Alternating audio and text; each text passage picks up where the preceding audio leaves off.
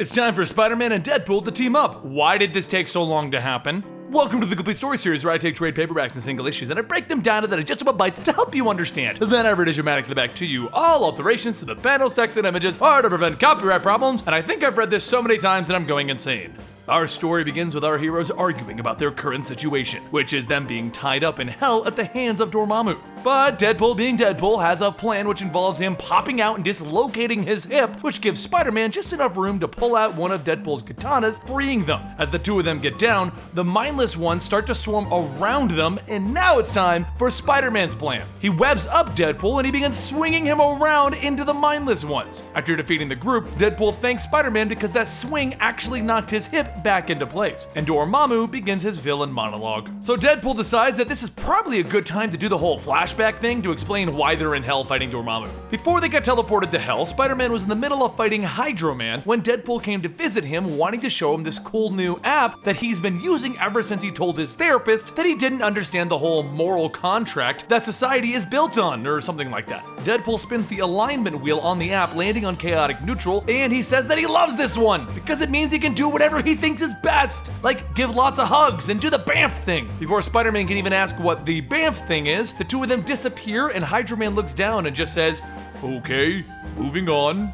Back in the current time though, the two continue to fight off the next wave of mindless ones when Deadpool states that he has an idea. He'll begin taking the brains out of his pouches. Don't ask why he has brains. He's gonna take the brains out of his pouches and shove them into the mindless ones, making them the mindful ones. He begins jumping around, stuffing the brains into each and every single one of them, except for one. He accidentally puts a grenade into that one. Dormammu then yells at the mindless ones to flay the skin off of Deadpool and Spider-Man, but now the mindful ones ask exactly where did it say in their job description that they were to flay someone. Another one then says that one of them just had his head explode, and he bets Dormammu didn't even know his name. It was Carl! Carl! While Dormammu and the mindless ones begin to argue, Spider-Man says go ahead and do that BAMF thing, getting them out of there once again. And when they return to the surface world, Deadpool shows Spider-Man how he does his little BAMF teleportation thing. It's a little creature that was a present from his wife, Shikla. And the collar on this creature keeps the whole thing in check, but before Deadpool can finish, Spider-Man snaps the collar off of the creature and he starts to swing away, stating that he has some things that he needs to do for Peter Parker. Deadpool then looks down at the creature, telling him, "You better not do it, you little blue BAMF." However, Spider-Man doesn't get very far when Deadpool shows back up, and Spider-Man tells him that he's not really in the mood to deal with him right now. But then he sees Deadpool's missing part of his arm, and he asks, did he do that? Because he regrets nothing.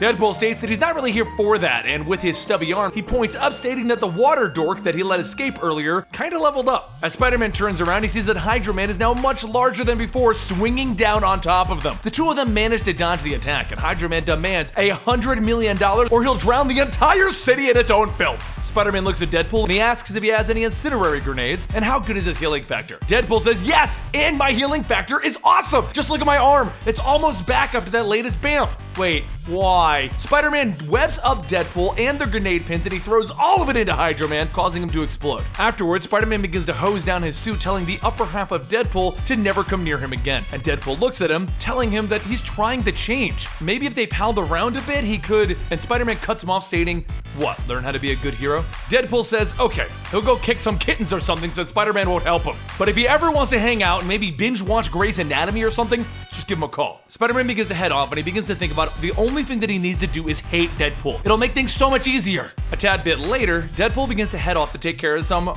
real business, and he swipes his app to a new morality: heroic good. The universe has spoken. He's got to kill the living crap out of Peter Parker, since, well, Peter Parker's evil. And hopefully, him and Spider-Man can still be buds after he ganks his boss. The next day, Spider-Man gets a call from Miles Morales, the currently young Spider-Man, telling him that he's just thinking about how awesome it is to be them. I mean, they're Spider-Men! And apparently, Deadpool's on a mugging spree. Spider-Man rushes over to see Miles and finds Deadpool's actually just offering free hugs. And after pulling him aside by his butt, he asks Deadpool what does he want. Deadpool tells him that he just needs to know more about his boss, Peter Parker. Is he really an evil genius or just another evil villain? To which both Spider-Man and Miles respond with a combo punch. Suddenly, the entire Goblin army begins to attack them, and while Deadpool falls to his inevitable impalement, he notices something. Not everyone is freaking out about this Goblin attack. That's what the experts call a clue! While Spider-Man and Miles fight off the Goblin army, Deadpool starts to drive up the side of the building with the dead buggy and he grabs Spider-Man.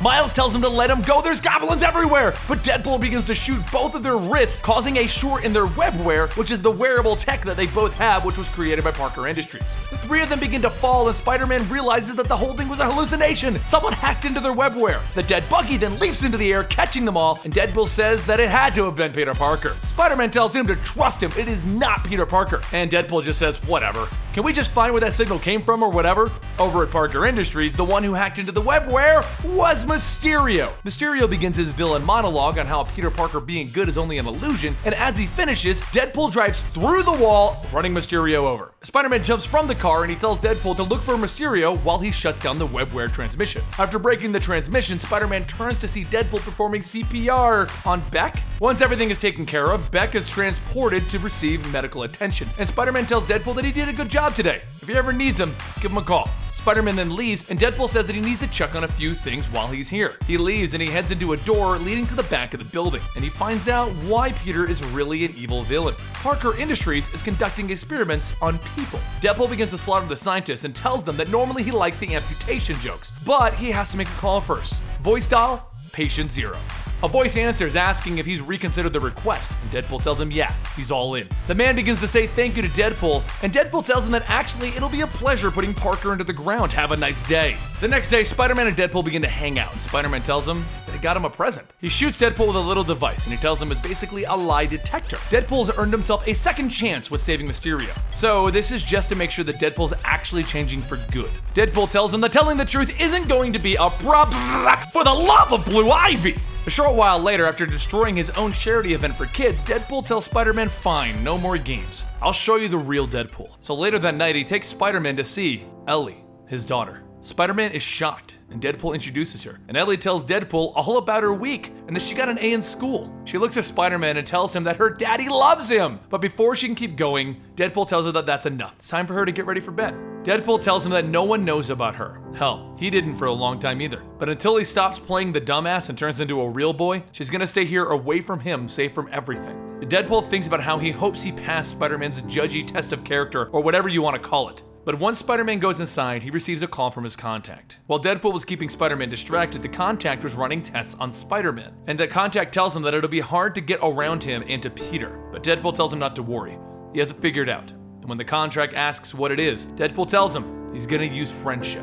So later, Deadpool comes up with the best way to enjoy their friendship, by going to the club. When Spider-Man arrives, he tells Deadpool that Spider-Man can't just go clubbing, and that's not how his image is. But Deadpool has already thought about that, and he gives him the image inducer. And just like that, Spider-Man is now Leonardo DiCaprio, respectable owner of a chain of adult novelty stores. Spider-Man looks at himself, and he sees that he's now black. And Deadpool tells him everyone wants to be black, unless you're racist. Spider-Man tells him that he's not, it's just that, but before he can finish, Deadpool tells him, good, because he can't stand racist. Also, his date Jenny's profile says that she loves black guys. Once inside, Deadpool introduces Spider-Man to his date, and the two of them hit it right off, and they kind of leave Deadpool as the third wheel. So Spider-Man asks, when is Shikla gonna get here? And Deadpool says, ha! No, take my wife out? No, my date should be getting here real soon. And with a crack of thunder and lightning, the mighty Thor appears. Now this Thor is actually Jane Foster, and if you want to know what's going on with that, check out our Mighty Thor videos. But anyway, Thor calls up Deadpool asking what is the emergency, and he tells her that there's a crisis! There's 10 barrels of mead and no Norse goddess to drink them. So she grabs Deadpool and asks, what game is he playing? But soon, Spider-Man's date Jenny begins to change because she's a demon and she doesn't like Asgardians like Thor. Spider-Man begins to change back into his Spider-Man suit and he asks Deadpool if he knew that Jenny was an Asgardian-hating succubus. And Deadpool says, well, she's Shikla's cousin, so I didn't know, but it was kind of expected. As Thor and the succubus continue to fight, Deadpool says not to worry, he's got this covered, and he presses a button, and soon the floor begins to reveal a mud pit and the girls stop fighting. Thor grabs Deadpool again and asks him what they should do with them now, but she already knows. He and Spider-Man will dance for Thor and Jenny's entertainment. The two dance the dance of the Spidey pool on the blessed Thursday, known as Ladies' Night. And afterwards, after everything's settled down, Spider-Man and Deadpool leave and they laugh about the whole situation. Spider-Man says that he actually had an amazing time tonight, and they need to do this again, minus the tricking the Thunder Goddess thing. So Spider-Man heads out and Deadpool tells him that they will do it again soon, but he has something to take care of first. The next morning at Peter Parker's apartment, he's woken up with the sound of a doorbell, and when he goes to get what he thinks is his breakfast, he stands in the crosshairs of Deadpool's pistol, and blam! Deadpool stands over Peter Parker's body, thinking about how easy that was. Hopefully him and Spider-Man can still be friends after killing him and all. Deadpool heads back home to his wife Shikla, and the two of them leave for hell so that they can watch Peter Parker get tortured. But when they get to the torture room, they see that Peter Parker isn't there. Deadpool asks, where the hell is Peter? Literally, where the hell is the soul of Peter Parker? And the torturers ask if he's sure that Peter Parker had a reservation in hell because he's not on their list. Deadpool says, well, yeah, he did kill him. Maybe we should go check on that. So Shikla and him go back to Peter's apartment, and Peter is still there dead on the ground right where Deadpool left him. Deadpool says that there's only one way to correct this. Have Shikla bring him back to life and kill him again. Kind of like turning it off and on again thing, but the opposite. Except when they check back in with the minions, Peter Parker still hasn't shown up. Shikla looks at Deadpool and asks if he's gonna say it or does she have to. And Deadpool says, yep, I messed up. I got played. So Deadpool knows that he needs to fix this, and he asks Shikla how flexible she is with this whole death do us part thing. Over in Limbo though, Mysterio has begun to torture Peter with illusions, which Peter knows are not real. They still hurt. He watches and he tells him how much he enjoys watching Peter Parker in such agony. But before he can continue his villain monologue, Deadpool appears punching Mysterio's dome. Peter calls out to Deadpool, telling him that he's in hell, and Deadpool tells him, oh no he's not, he's worked in hell. This, sir, this is no hell. He then takes out his gun and begins opening fire on all of the illusions until they disappear. Peter looks up at him and he asks, exactly whose blood are you covered in, Deadpool? And Deadpool tells him not to worry about it. Right now they need to focus on fighting off the darkness. Deadpool goes on to state that he needs to think of something that will help them, but not something cute like a deer or a childhood toy, unless it has a rocket launcher. And Peter already knows what will help them, his image of Spider-Man. The two of them begin to fight off the Mysterio that is holding Peter prisoner in this limbo. And after defeating him, Peter begins to see something or someone. Peter Parker asks, who are you? And the figure tells him that he is the Null, the Void, the hell that hungers, and he is going to tell him a secret. Elsewhere, Deadpool tries to look for Peter Parker, but instead finds Death. The link Deadpool has to stay in Limbo begins to fade, and he tells Death that he made a mistake, and he sent the wrong guy here. He needs to come back. Not like a zombie or something, just a normal human being. Death begins to ask him why, and Deadpool tells her, because I'm trying to change. I'm sick of being the joke. She tells him that there will be a price, and Deadpool asks if it's his, then he'll pay it. And the two begin to kiss. Then, the link breaks, and Deadpool is staring at Shikla. Deadpool says that he can explain, but she tells him that he's sleeping in the nail room tonight. He has death breath. Back in Peter's apartment though, Peter Parker wakes up, hearing the voice telling him the secret, that he'll never find happiness, only emptiness. As Peter looks down, he sees a stuffed Deadpool with a card, and when he reads it, it says, he's sorry about the whole killing him thing. He was kind of tricked by another guy. Please don't tell Spider-Man. He'll go ahead and take the guy down that tricked him, all free of charge. So don't worry. Except, over in Parker Industries, everyone hasn't noticed Peter Parker being gone. In fact, he's been there the whole time. But as Peter gets into the car, that Peter takes off the face mask, and he reveals himself to be Patient Zero. And that is the first story arc for the Spider-Man Deadpool team up. Oh my god, is this book amazing. I love every minute of it. And if you're wondering about the whole never find happiness thing, there are a lot of theories going on, but we have a feeling it's going to either remove or change the whole one more day thing in which Peter Parker no longer has his marriage. Don't quote me on that, we don't fully know, but that's the theory. I hope you guys enjoyed this video. Don't forget to check out our manga channel, Comicstorian, where we bring you manga content every Monday and Friday and random days whenever we get around to it. And check out our gaming channel where you can find Let's Plays with me and Natalie, and we also do gaming comic books, and we do various lists over there called Eligible Monster. Lastly, we have a Twitter, Comicstorian. I answer the questions on there as much as I humanly can, and the Instagram, same deal, Comicstorian. I'll see you guys around.